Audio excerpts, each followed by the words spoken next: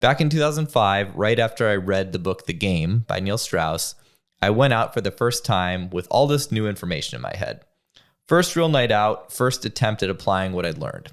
And I pulled a hot girl home. And to me, that felt like proof. Proof that the system worked, proof the tactics worked. I ignored her at a pre-party on purpose. I didn't introduce myself. I actively disinterested her. At the bar, I gave her a stupid nickname, Minnie Mouse. It was a little neg. We did some shots together. I escalated physically. I kissed her. I took her straight back to my place, and we hooked up in my friend's room. On paper, it was a win, but the next morning it was brutally awkward. I pretended to like the same classic rock bands she liked because my friend's room was full of that stuff. My own room looked like a gross poker frat house. My roommate was asleep in the same room. I couldn't take her in there. On the drive home, the vibe was totally off. And then she disappeared. I never heard from her again. And what I didn't understand at the time was why it worked at all. I found out later she had just gotten out of a breakup a day or two earlier. I was pre-selected by my social circle. My roommate, not the poker nerd, the other guy was hooking up with her hot friend, and the party environment did most of the heavy lifting. But I didn't see that.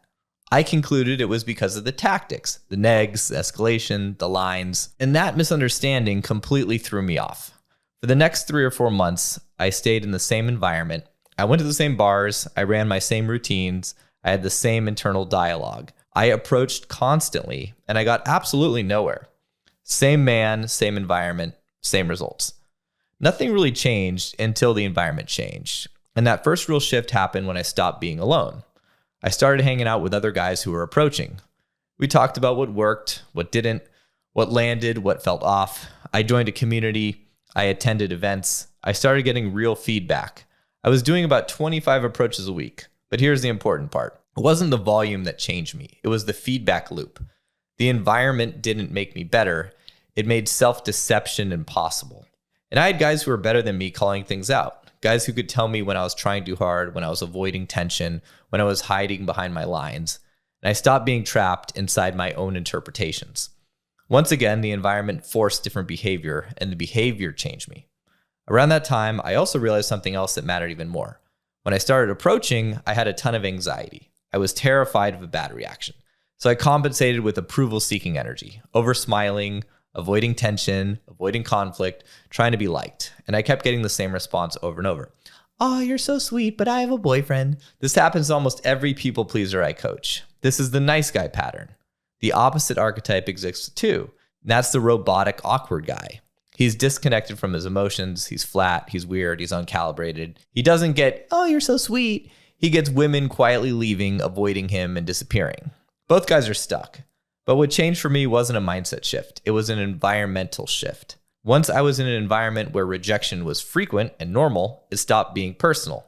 I stopped smiling for approval. I stopped trying to manage reactions. I learned how to sit in tension. Women responded differently almost immediately. Not because I said better things, but because I was grounded. Rejection didn't stop hurting because I got tougher. It stopped hurting because the environment normalized it. All the guys were getting rejected. We all talked about it. And that shift took about 1,000 approaches. I've seen guys do it in under 500. But there's really no shortcut there. The guys who get good are the ones who stop making rejection mean something about them. And that only happens with real-world feedback. Online dating doesn't do that. You need instant embodied reactions. Real quick, a message from our sponsor, New Brew. If you're trying to drink less alcohol, this stuff is absolutely amazing. If you drink more than one, maybe two, you'll be pretty messed up. It's a euphoric seltzer. It's mango, this flavor, but it comes in like 8 different flavors. It's made from kava root and kratom. No alcohol, no weed, but it will be a good time. So for anyone who's trying to drink less, and they want a good alternative to the booze, check out New Brew. The link is in the description. But that wasn't the last breakthrough. After I got comfortable with rejection, I still wasn't where I wanted to be. I could approach, I could handle tension, but I was still showing up as a guy trying to win in isolated interactions. And that's when the environment changed again. The first thing that shifted was how I dressed.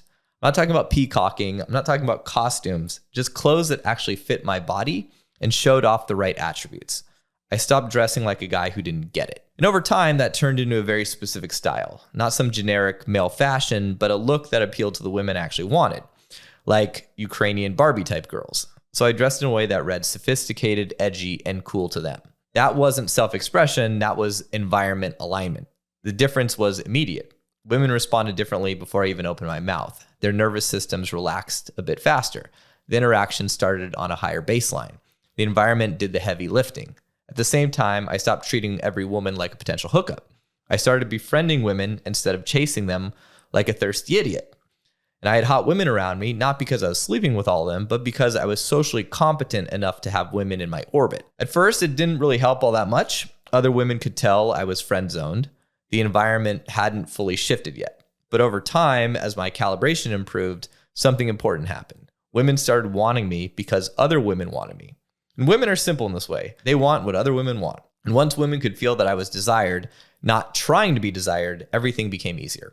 I wasn't convincing anymore. I was being evaluated inside a context that already validated me. And again, I didn't feel more confident. I behaved confidently because the environment expected it. Then came the most painful lesson of all. That was investment matching. I hooked up with a girl I really liked, and instead of letting things develop naturally, I tried to impress her.